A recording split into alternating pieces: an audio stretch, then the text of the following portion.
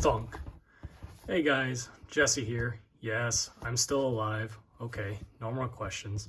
How was your Christmas? How was your New Year's? Mine went very well. And yeah, I don't know. I just felt like making a video today because I was very excited for this thing that I'm showing to you right now. And so I got it, and yeah, I don't know. I felt like making a video. So here it is. Today I'm going to be talking about this thing, the Evercade EXP or XP, however you'd like to pronounce it. I personally say XP because I'm a normal human being. But yeah, if you don't know what an Evercade is, basically this is the second iteration of Blaze's Entertainment. Let's see, is there a logo here anywhere? It's right there, upside down. Blaze's Entertainment, little handheld console that basically does a bunch of emulation for old retro games, going from 8-bit to 16-bit to the arcade games. And I think the most complex thing this thing does is a couple of PlayStation titles. And they're all distributed in these little cartridges that look kind of like that. And yeah, it's sort of a way to kind of get that nostalgic feeling of playing older games on a cartridge, physical media, etc., etc. This is all emulation. Don't get me wrong, there's no FPGA stuff going on in here. This is all emulation, but it's very, very good emulation. And you also get the sort of high of collecting carts. So, and yeah, I don't know. I've had it for maybe about 2 weeks. I got it on release. Well, actually, no, I didn't get it on release. I'll talk about that real quick. I had pre-ordered this on Amazon. It was supposed to get to me on the release date, which is whenever it was, sometime in December. And I didn't get it. So they kept saying it's delayed. So I said, fuck it. Canceled that pre-order and just bought it off of Best Buy and got it like the next day. So yeah, I don't know really what happened there.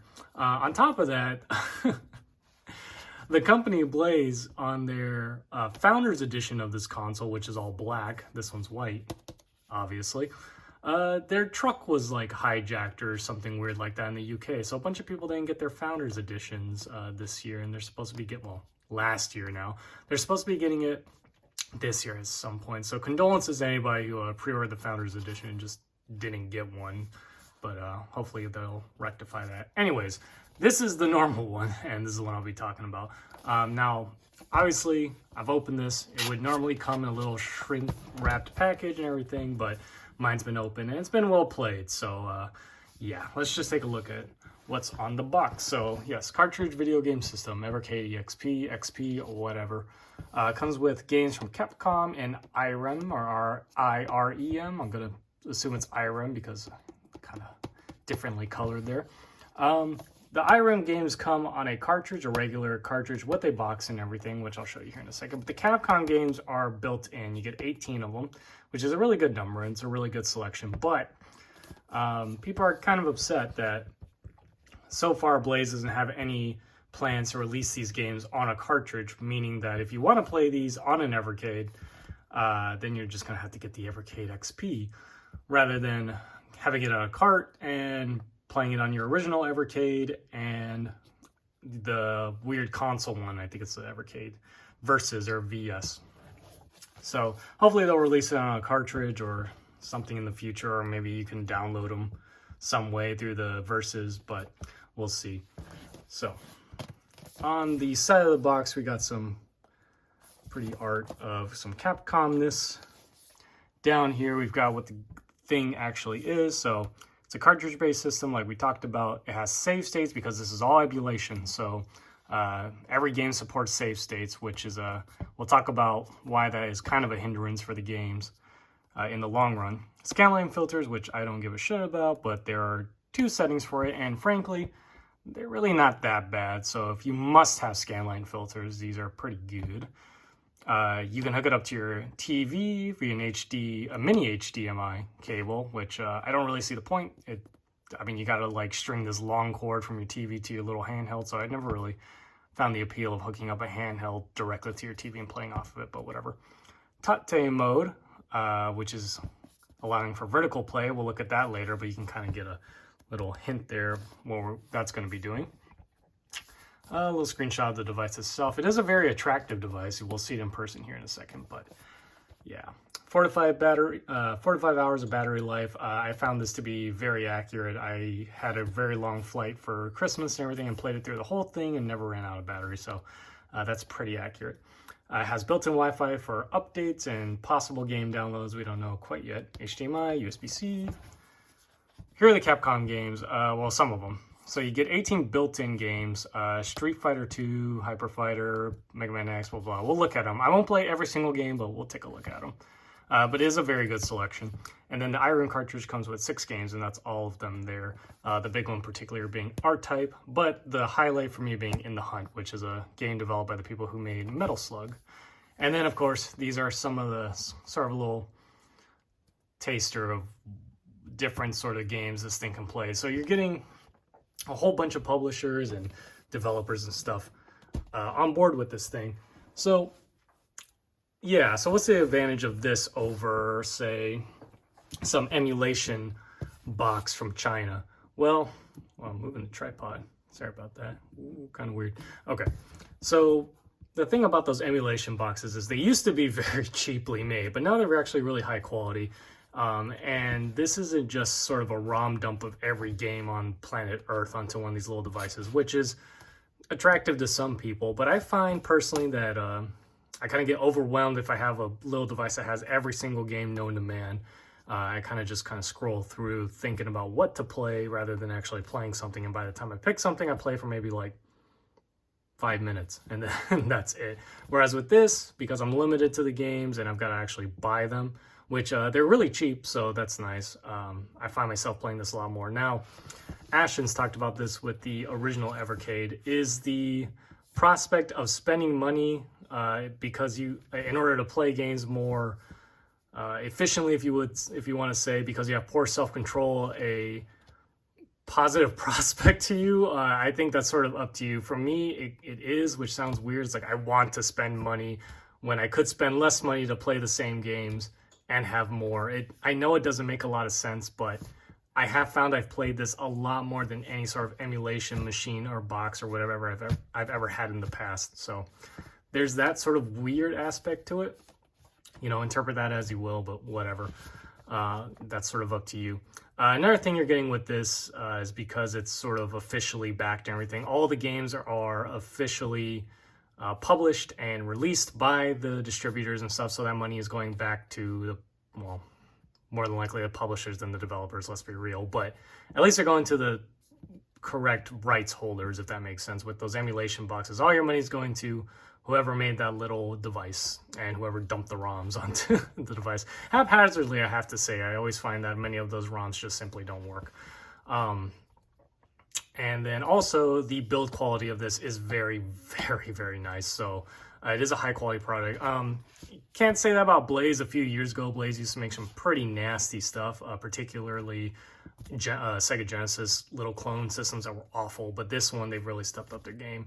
And so, yeah, let's go ahead and take a look at it. Now, the original Evercade was a completely different looking device. It had a pretty poor screen, but everything else about it was fairly nice. I think it came out in 2019, and it retailed for something like 120 bucks, and it came with something insane like 4 cartridges, which each of these cartridges are multi-game cartridges. So I don't know, they got like 50 games. You got like 50 games for 120 bucks. This this is 150 bucks or 160 bucks, I don't remember, but you just get this and then these 2 cartridges. But it is a far nicer system, so you kind of have to juggle which one you really want.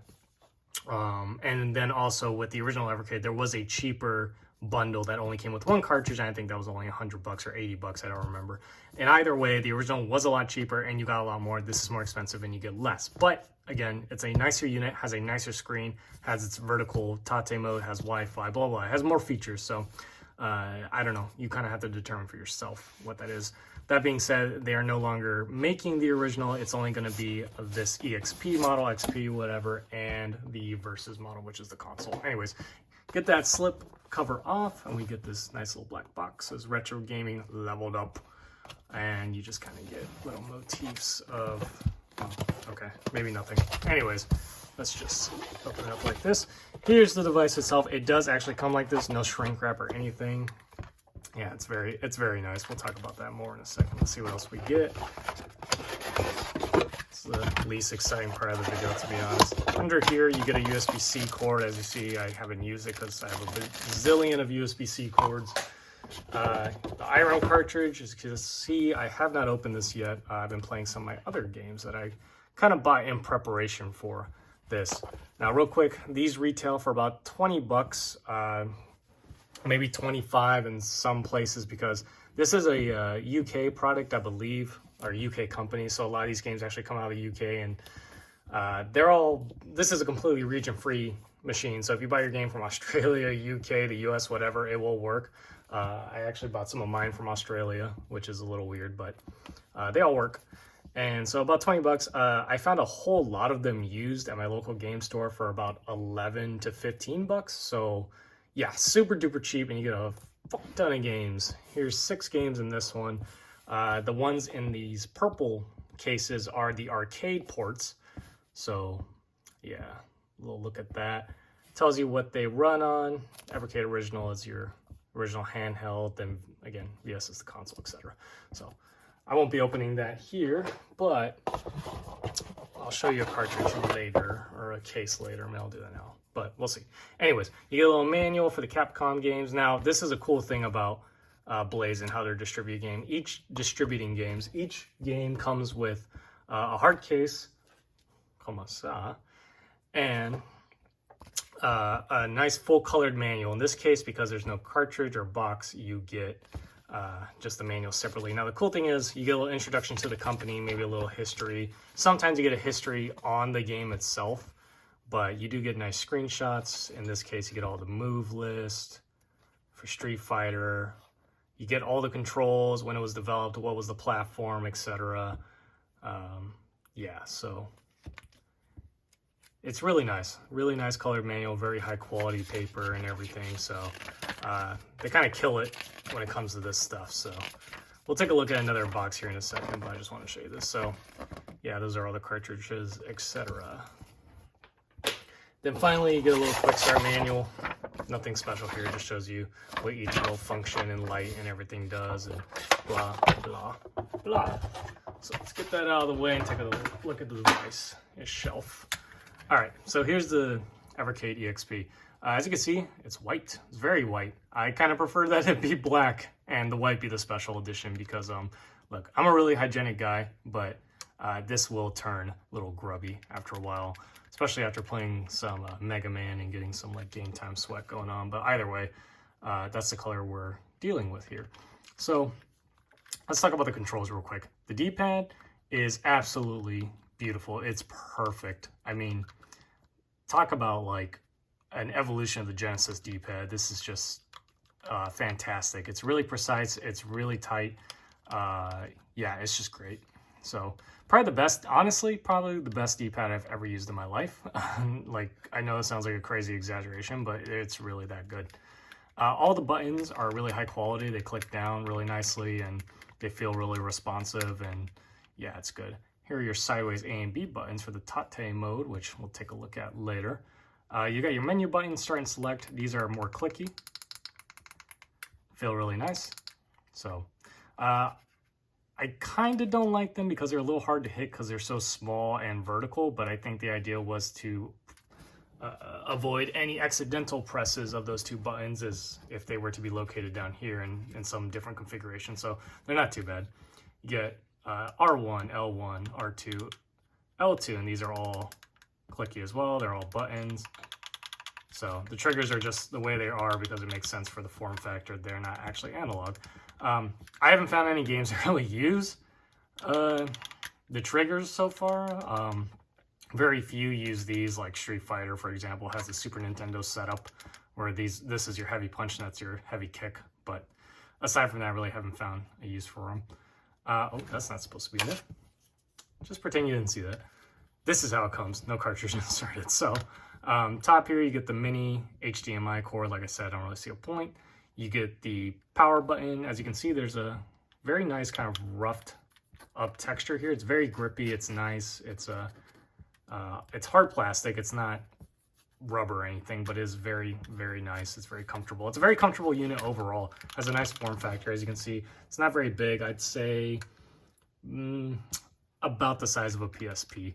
So yeah, it's very nice. On the back here, you get some vents for cooling. Actually, I think this is also a vent for cooling. That's definitely a vent for cooling because this thing actually gets pretty hot. It's kind of weird. This like metal plate or whatever gets really hot, and the games also, the cartridges also come out pretty hot if you take them out right after playing. I don't think it's actually going to harm anything, and it feels kind of normal on par for modern handheld heat, but yeah, it's kind of weird. There's no active fan in this or anything, so it's just passive cooling, but who knows. I think these are also cooling vents. Down here, you get the button for Tate mode, has a little T on it. 3.5mm jack for headphones, which is nice. USB-C charging, volume up and down button. I don't really like them being there, and they protrude really far out, so they're a little odd. Yeah, no, maybe on the side would have been better, but then maybe you would have accidentally turned up and down the volume. We'll talk about the volume here in this on this thing in a second, because I don't know, I'm not a big fan. Then you have this light, which I don't like this thing at all. So basically, it shows you a few statuses when it's low on battery, and when you're booting it, and when it's in its sort of pseudo sleep mode. But it kind of, I don't know, it's really big, it's bright, and it doesn't make a lot of sense when you can view all that information on the actual UI itself. So yeah, 2 speaker holes for its really terrible speaker. They're not the worst thing I've ever heard, but they're pretty bad, and they're in a bad spot. Your fingers are going to be blocking it constantly. So I thought we learned as human beings that speakers do not go this way on a handheld. They definitely go here or here. But in any case, you'll probably just want to be using the headphone jack anyways, because the emulation of the sound on this is pretty much perfect, but the actual speakers are pretty ass. So let's turn it on. Hold down this for 2 seconds and it'll turn on. Oh, also has a few like rubber covers here. So there's the light. Should start blinking. Oh, it already was blinking. Whatever. It doesn't look that bright because I'm in a light box here. Oh, there it goes. Now it's booting. Yeah, it doesn't look this bright when I'm in a light box here, but trust me, it's pretty annoyingly bright. Come on. Yep, so here is the screen. It's a very, very nice screen. I have a lot of light on this thing, so you're probably not going to be able to see it as well as I can, but the viewing angles on this are really, really nice. Yeah, my video is kind of doing it justice, but if I bring it a little closer, yeah.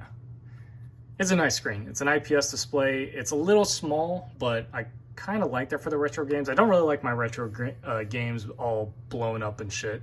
It just looks bad. But this looks very good. So, yeah, full marks on that. What else was I going to talk about with the screen? I just know it's a big upgrade from the... Oh, it's a higher resolution. That was the other thing. It's a higher resolution from the original, so your games look very sharp. So this is where your cartridges would be. Let's go ahead and put in cartridge. What did I have in here? Oh, the Atari Lynx collection. Yeah. So, it is a hot swappable thing, so you can just pull out your cart, put it in, and it'll just work, so that's really nice. The carts sit flush with the system, so it kind of creates a nice little perfect looking unit here. Now, this is something I haven't experienced myself, but apparently some of the very early carts were made just slightly too big for the cartridge slot for the Evercade, not just this one, but the original. So if you have super early carts, which I do have super early carts, but I guess I got like the second run of them or something, they may be really tight in this, and I've seen people have to get spudgers or knives or whatever to pull your cartridge out. So that's a big issue. I'm not sure what you can do about that if you're having that issue. For me personally, all my cards fit in this perfectly fine.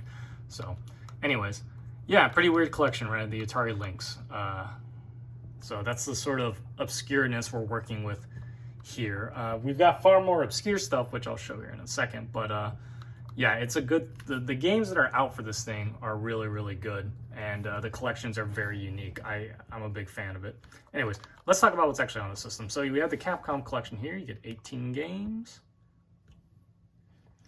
So you get 1942, 1943, and 1944. I don't really like any of the 1940 series. Maybe the best, I don't know, I kind of like 1944 the best, but I've never been a big fan of the 1940 shoot 'em up series. I don't know, that's just me. Bionic Commando, this is the arcade port.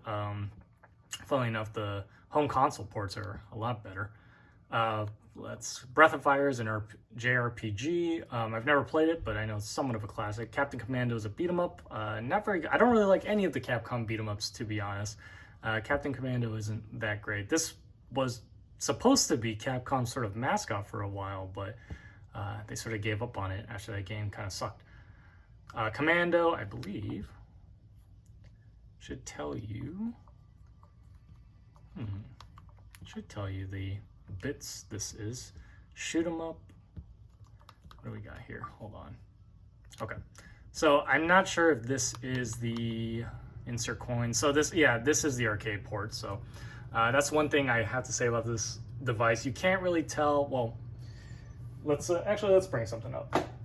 Let me find one. So here's the Total Plane collection, right? This is the arcade collection. You can tell by its purple box. So everything on here will be the arcade collection. Whereas this, for example, the Namco Museum Collection, these are not the arcade ports. These are only 8-bit, 16-bit games. So these are a combination of NES, Super Nintendo, and Genesis ports. And they come in these red boxes. So Evercade, or Blaze at some point had to make the distinction between arcade and home console ports because people were pretty upset that they bought the Namco Museum Collection and got the home ports. Yeah, I mean, they're good ports, but you want the arcade version, right? Especially if this thing has the power to do the arcade version. So in any case, there's that aspect. And then plus when you put this in, you can't, it doesn't specifically say this is the Sega Genesis port or the Super Nintendo port. You just kind of have to play it and just know off of knowledge from whatever past experience or lack of past experience, whatever, that you're playing the Super Nintendo or the Genesis version. Point is, they should just state it. Now I know there's probably some trademark or copyright laws that go into that. You can't just put Super Nintendo on your box or whatever, but I have no idea. Whatever the case, the distinction between those two should definitely be made a little better. And this is the sort of pseudo sleep mode it goes into. This does not have a sleep mode, a real sleep mode. That's just the screen turning off for a short moment, and then it'll just completely power off after a few minutes. I don't know. I think you can set that in the settings. But the lack of sleep mode on this is pretty ass, I have to say. I think every device nowadays, every gaming device at least, has sleep mode. I mean, come on. The Steam Deck has sleep mode, and that thing is far more complicated than this thing. But in any case, what were we talking about? Oh yeah, Commando. I'm not a huge fan of Commando, but it's pretty good. Final Fight. Everyone fucking loves Final Fight, but I don't. I think everyone likes Final Fight 2, and they just kind of forget that Final Fight 1 wasn't Final Fight 2. But I know there's huge fans of Final Fight, and it's okay. Forgotten Worlds is some sort of weird shooter. Ghouls and Ghosts, the arcade version too. Genesis version is also great if you're interested in that. They're pretty much the same. Honestly, the Genesis version is a fantastic port of the arcade, but this is one of my favorite arcade games ever. Love this game. Legendary Wings is a shoot 'em up. We got Mega Man, Mega Man 2. Those are the two you really want, I suppose. Mega Man X, which is a big game. I think, honestly, that's the best thing on this little Capcom collection. That's like a full, proper, long game. Street Fighter 2 Hyper Fighting. Now, look, Street Fighter 2 is the GOAT, let's be real, but I don't know. I'm kind of tired of seeing Street Fighter 2. Like, haven't we played Street Fighter 2 enough? I mean, I guess it has to be on this, right? It's the Capcom collection, but Street Fighter 2 Hyper Fighting? Of all versions, Hyper Fighting? Okay, so for those of you who don't know, Hyper Fighting is like the difficult arcade version of Street Fighter 2. So, like, this is really difficult. I consider myself decent at Street Fighter 2. Like, I can beat the arcade game, but I have problems getting past like the 4th stage on this version. And then on top of that, why not Super Street Fighter 2? Like, with all the characters and stuff, I don't know. I think it's a very odd choice. I'm kind of tired of seeing Street Fighter 2 on Capcom collections. I wish we could just get away from it. But anyways, let's stop talking about it. Strider, this is the arcade version, of course. Vulgus, this is apparently Capcom's first game. Yeah, Capcom's first video game is a shooter, and goddamn does it feel like a first video game. It's pretty bad. and Mercs, which yeah, I don't know. I don't think I've ever played this. So quickly, let's what do I have a save state? I think I have a save state in Mega Man 2. So the options you get here are play, which is to play the game, obviously, from the beginning.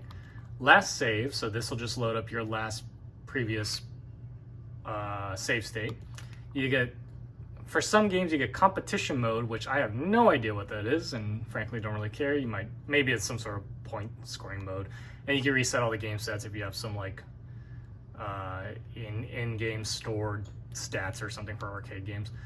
Down here, you've got the stats of what you've done. I've definitely played Mega Man 2, so I don't know why it says all that. That's kind of worrying.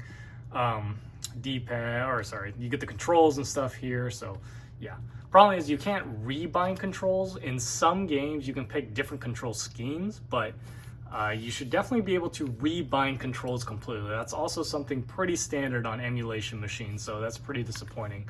I've heard it's supposed to be coming in an update, but haven't seen it yet, so can't comment on it. So let's do last save. I'm like positive I have a save state in this.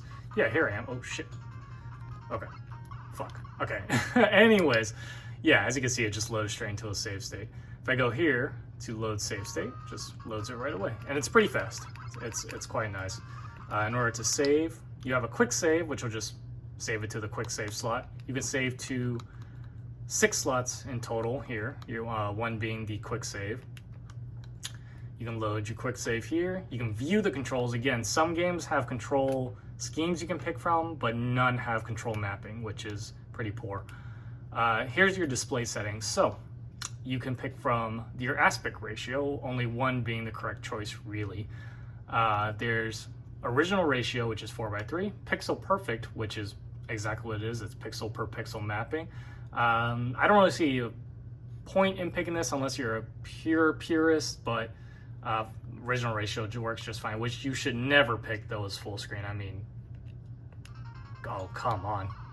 Yeah, that's what he kind of deserves for being in that aspect ratio. So we'll just put that back to normal. Thank you very much.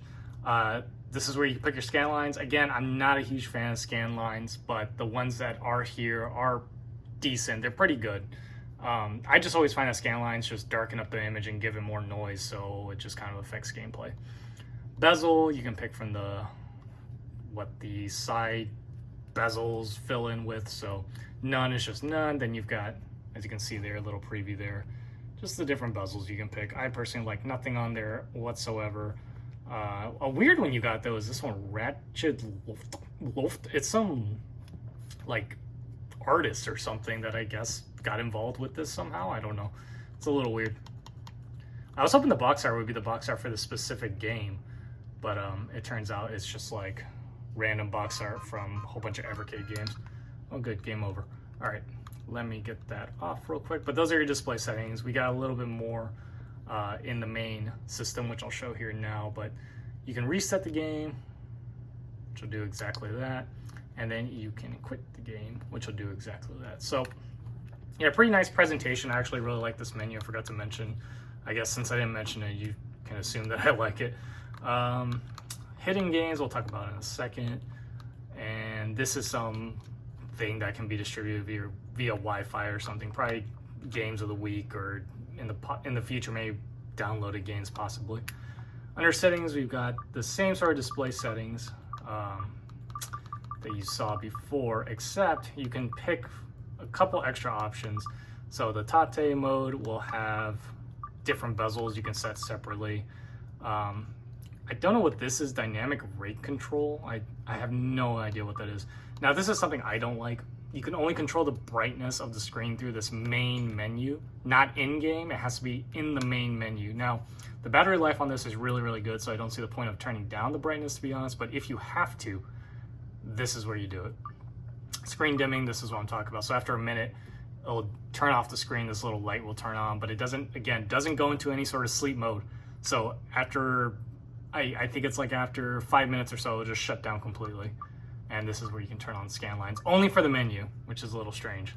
But anyways, there's that. As you can see, there's no, I'll go through the rest of the options here in a second, but there's no volume. Like, here, actually, we'll just talk about it real quick. Well, here's the themes for the main menu. They're just different themes, or whatever, to be honest. Sound. So you can control the master volume here. So you can see, turning it up and down. You can't actually mute it completely. If I turn that all the way down, you can still slightly hear a little bit of sound, which is pretty annoying. And you also, as far as I can tell, the system starts up like at this default sound level. So if you turn it all the way down, turn it off, then turn it on, it will have sound again.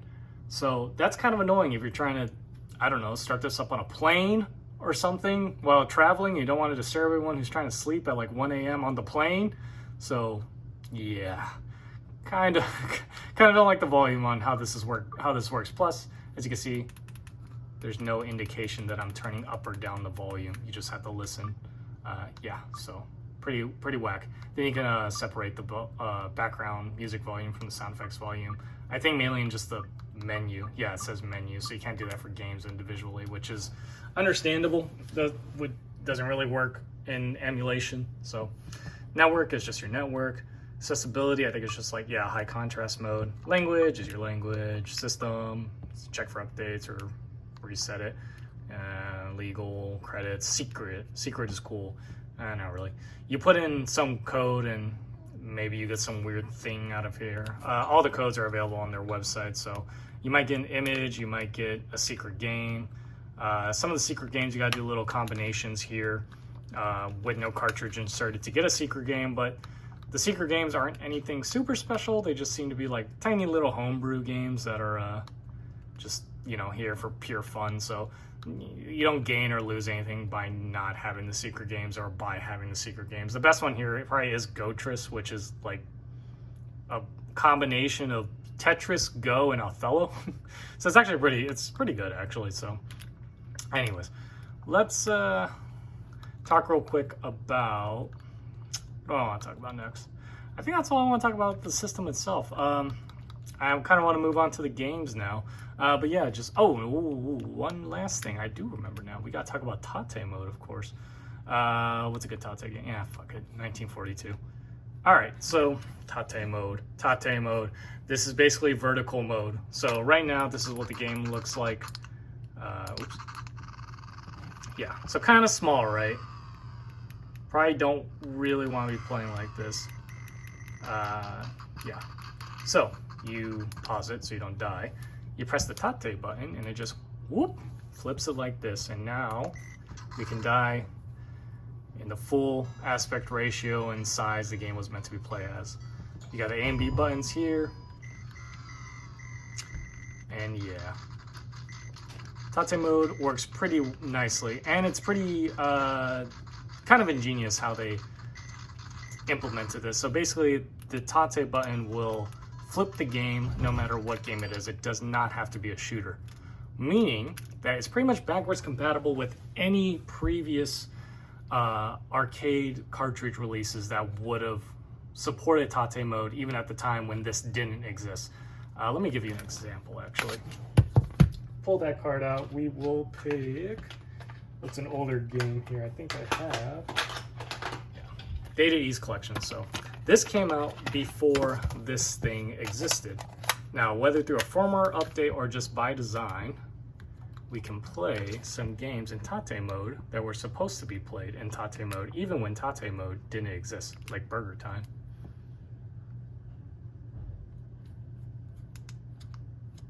So, again, this cartridge came out before this existed, which means Tate mode didn't exist. But because it's emulation and it's emulating it at its proper aspect ratio, Tate mode works perfectly, I must say. So, yeah, it's pretty smart that they implemented it this way, and gotta exit it that way, this way, that button. If we go back out here, like I said, it flips any game, any game. So here, this game is widescreen. With Tate mode, we can now play it at the wrong aspect ratio, but with these controls and everything. So yeah, I don't know. It's just kind of a smart way to do it, because now you sort of future-proofed and past-proofed your games working in Tate mode that should be working in Tate mode. So yeah, let's talk about the games now. So let's just turn that off.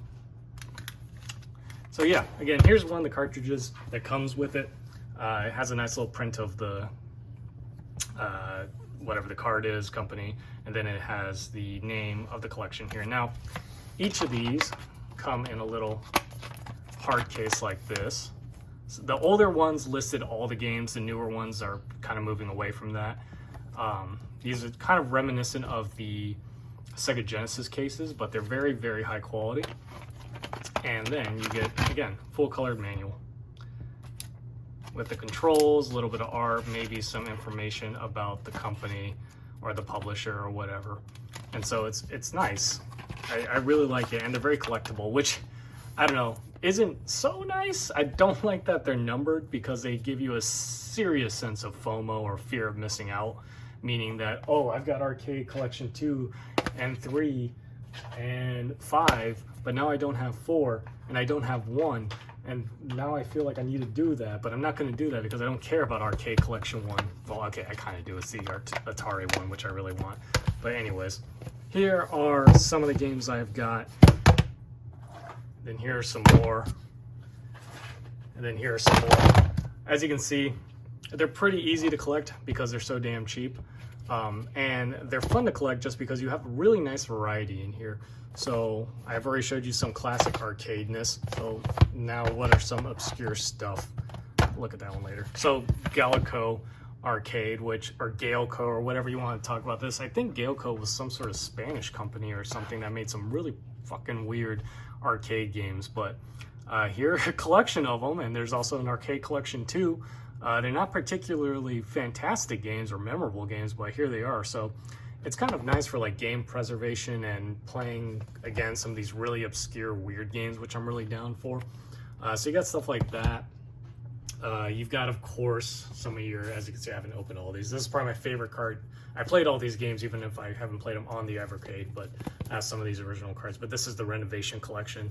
Renovation just made, well, they published excellent games and made some excellent games. So they were the American subsidiary or American distributor for Telenet out of Japan. So yeah, you've got some really good collections. Again, this is 12 games, and they're all worth playing, really.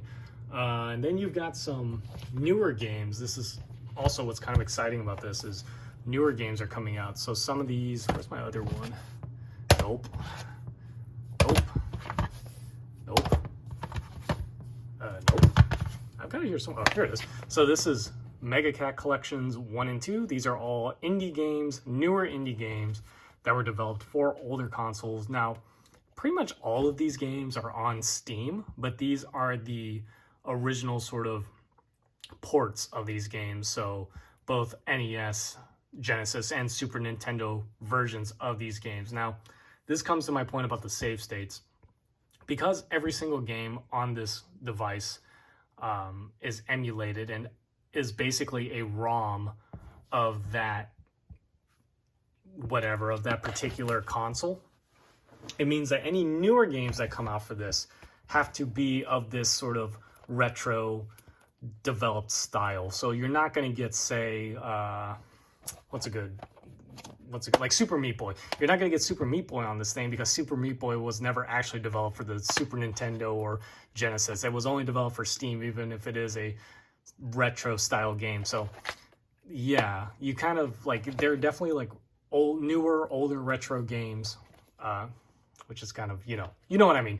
New retro games that are coming out that are developed for these older systems are then ported to PC, but the ROMs are able to be put on a cartridge like this and played on the Evercade and support save states and all that stuff. But yeah, that's about the extent of the new games you're going to get. And on top of that, all of these cartridges and stuff are produced by Blaze themselves, which is why they're all numbered. So you're not going to get, you've got to get a lot of publishers and developers on board to put their games on these things. I mean, so far it seems to be pretty well supported, but you're really going to be relegated to only old games. I mean, that's the point of this thing, is retro gaming. So majority of this are games that are really old, and yeah, there's always that there's always that argument for why are we still paying for super old games. But when they're packaged this nicely with a cartridge and sometimes extra little things like this, like stickers and a manual and all that stuff, they do really give you a nice incentive for buying these things. And again, you've got a physical thing you can hold and keep, and insert and take out and everything. So this is another nice one, Indie Heroes Collection. Some of these games are as new as like 2020, I believe. Let's see. Actually give the release date on a lot of these. Yeah, this one's 2020. There you go. So yeah, there's definitely newer games that are coming out for retro consoles that are then ported to this thing. So I don't know, you're gonna have to make that decision up in your own mind if this is worth it or not. Now a quick little side note for those wondering, since I've showed it off here, Namco Collection 1, and I kind of regret doing this bit where I just dumped all my games out here because now I can't find anything. There it is. Namco Collection 1 and 2 do work on this. There was a sort of weird licensing or something disagreement with this, so these don't work on the console version, but they work on the handhelds. So if anyone's wondering, yes, Namco Collection 1 and 2 do work on the Evercade EXP. I said I pronounce it XP, but I think every single time I've said this, I've called it EXP, so shoot me, I guess. Something else I wanted to mention real quick about the games, I know earlier I showed off the Renovation Collection, is a lot of these collections actually include some really expensive games. So for example, Focus. There we go. For example, Arcus Odyssey and El Viento are two very expensive Genesis games. I mean, I have this game, and I think I recently bought it for about $100. El Viento goes for about $200 cartridge alone. So the nice thing about collecting for this thing, for the Evercade, and getting this is you can get a lot of these really expensive games for relatively cheap. Let's actually look at my latest one, which is the Lynx collection. Lynx games are getting harder to find, and as retro games in general become more expensive, games like Gates of Zendikon and even Chip's Challenge are starting to get more expensive. So this is a nice way to get into playing some of these more expensive games for cheap. Another one here, this double collection, Xenocrisis and Tanglewood. Now, both of these are on Steam and are very cheap, or even on every platform, I think Xbox as well. But these are the Genesis ports, and you cannot get the Genesis, or it's very expensive to get the original Genesis ports of these if you want the cart and everything. Now, yeah, it's not actually the Genesis cart, but you are actually playing that version on a cart form with save states, etc. So, yeah, that's just another thing I wanted to mention. Okay, on to the conclusion. Anyways, yeah, so what do I think of it? I like it a lot, but it's missing some key features that I think are a little inexcusable. But overall, I've really, really enjoyed it. It's light, it's comfortable, it has a really high build quality. The games are really good. Again, some of these, like the Namco collection, for example, it's kind of unfortunate we're never going to see arcade cartridges of those because of the little disagreement. Or whatever happened with Blaze. I'm not 100% sure. I just know we're not going to get arcade versions of that. And yeah, some of these, you know, there are definitely some stinkers for the cartridges here. Like, where is Interplay? Here's Interplay Collection 2.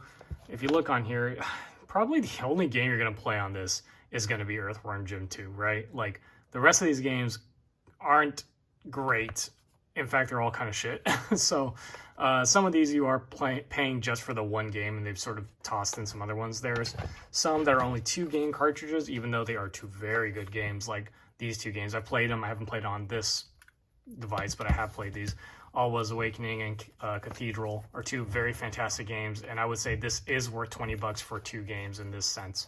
So, or you could, you know, buy some super multi card game, like ones that come with 12, 6, 14. This one comes with 14 games, but they're very short and kind of small, but they're high quality. So yeah, I don't know. It's a fun thing to collect for. It plays really well. It's very high, again, high build quality, and I had a really good time playing this on the plane over my Steam Deck. I actually played this pretty much entirely over my Steam Deck on my trip, because I find myself, when it comes to retro game or handheld gaming, I've found myself wanting to play more retro games rather than big adventures and stuff. Like I find those AAA games to just work better on a console rather than a handheld. And I kind of miss the old days of games like this, like Xenocrisis and stuff, being more of a handheld centric title rather than, I don't know, fucking like The Witcher 3 or whatever. So in any case, that's all I got for this video. Yeah, I approve of this thing. I like it a lot. and I would recommend it to anyone wanting to get into retro games or has any sort of slight interest in this. If you have a slight interest in this, go ahead and pick it up. Again, downsides are there's no sleep mode, and some of the options in here are pretty just backwards. I mean, come on, you can't see what your volume level is. Like, what the fuck? But aside from that, yeah, I approve of the Evercade EXP. So yeah, that's all I got to say. Thanks for watching, and I'll see y'all next time. Bye-bye.